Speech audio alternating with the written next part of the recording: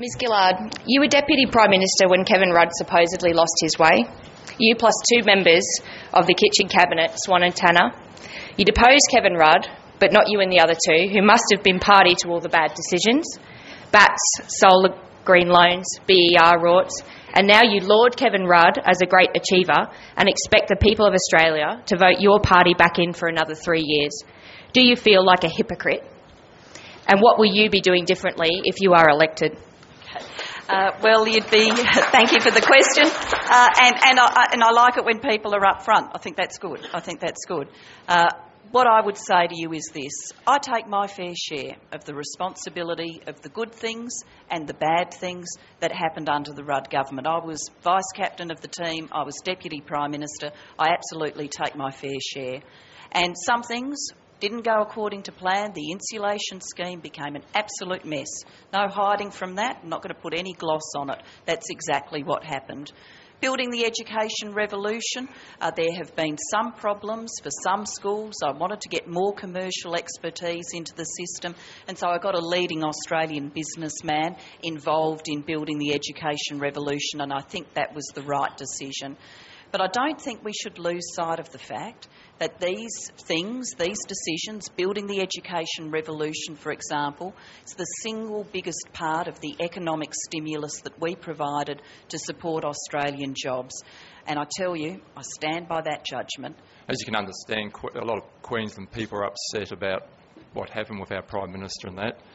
And I was just wondering if you would make a commitment if you won the election, if you would sort of renounce your support for the Western Bulldogs and follow the Brisbane Lions.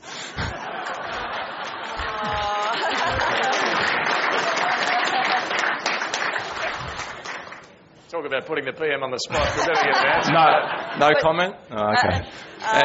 Was that your only question? I have one question, but I'd like something from you from that first. I'm not going to agree to that. I'm sorry. I'm a Western Bulldogs girl. I'd have to say, after last Saturday night, I'm hoping the election on Saturday isn't mirroring the current fortune of the Bulldogs. I'm also really worried about the strength of Collingwood currently, so maybe a unity ticket we can be on is we can all hate Collingwood. I think that's fair enough, isn't it? Okay. And my short question is very just brief and direct. When did you last speak to Kevin? Kevin was at our campaign launch, which you would have seen on Monday. He's out and about campaigning for the re-election of the government. And I understand that in Queensland particularly, here tonight, in Queensland generally, people have looked at events in June, looked at what happened. They're anxious about Kevin and those circumstances. I really understand that. But when did you actually personally last speak to him? We've been in contact, and I'm trying now. Obviously, you would expect there's been a keen media interest in all of that, but I want us to be able to communicate as colleagues, and that means that not everything we do needs to be done with a TV camera on it. If Kevin were here tonight, what he would be saying to this audience is that he's come off a sick bed to campaign for the re-election of my government. He does not want to go back.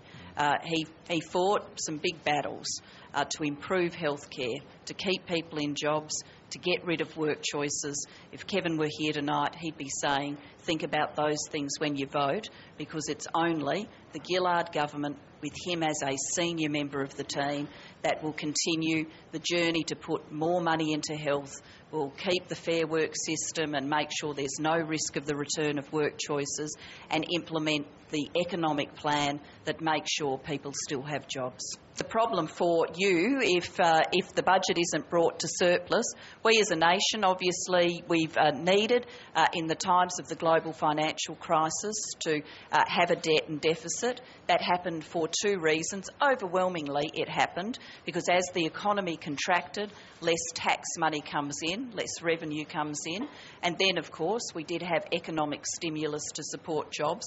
That's the smaller part. The loss of revenue is the bigger part. where we are now with government debt, and I think this is an important sort of statistic, and I saw Tony Abbott before say the government budget is a bit like a household budget, and that struck me, so I thought, well, I'll use a household analogy. Where we are with debt is it's the same as someone who earns $100,000 a year taking out a loan for $6,000. Now, even though $100,000 a year, taking a loan for $6,000, you still want to pay the loan off. Bringing the budget back to surplus in 2013 is part of doing that. I'm committed to doing it. I haven't added 1 cent to the budget bottom line. All of the risks are on Mr Abbott's side.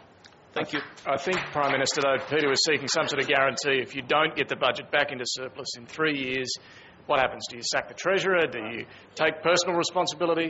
It's happening, David. Failure is not an option. If it doesn't, any guarantee? Failure is not an option here, and we won't fail.